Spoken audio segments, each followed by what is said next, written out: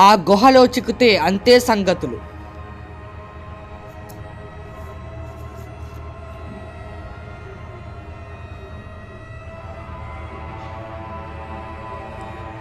ప్రాణాల మీద ఆశలు వదిలేయాల్సిందే.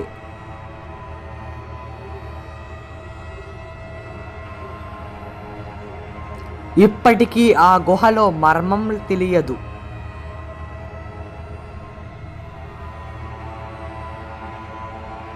వెళ్ళిన వాళ్ళు తిరిగి రాలేదు.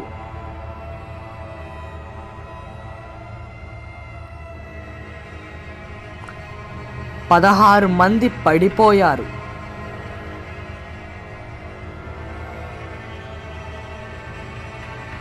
గుణ గుహల్లో పడిపోయి బ్రతికి బయటకు వచ్చిన ఆ ఒక్కడి గురించి తెలుసుకుందాం. అంతకంటే ముందు ఈ గుహలకి గుణ గుహలు అనే పేరు ఎలా వచ్చిందో ఒక్కసారి తెలుసుకుందాం.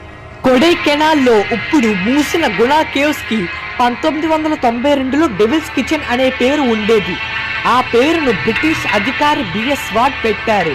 1990 వరకు ఈ పేరును ఉంది. కానీ కమల్ హాసన్ నటించిన గుణ సినిమా తరువాత మార్చేసింది. గుణ సినిమా చాలా వరకు ఇక్కడే తీశారు. సినిమా తరువాత ఈ కేవ్స్ కి చాలా పాపులారిటీ వచ్చింది. కేవ్స్ కి 16 మంది పడిపోయారు. ఆత్మహత్య కూడా చాలా మంది చేసుకున్నారు. మేనల్లుడు, కేంద్ర మంత్రి మేనల్లుడు కూడా పడిపోయాడు. 2006లో సుభాష్ అనే వ్యక్తి ఇక్కడ పడిపోయి చాలా శ్రమతో బ్రతికి బయటపడ్డాడు.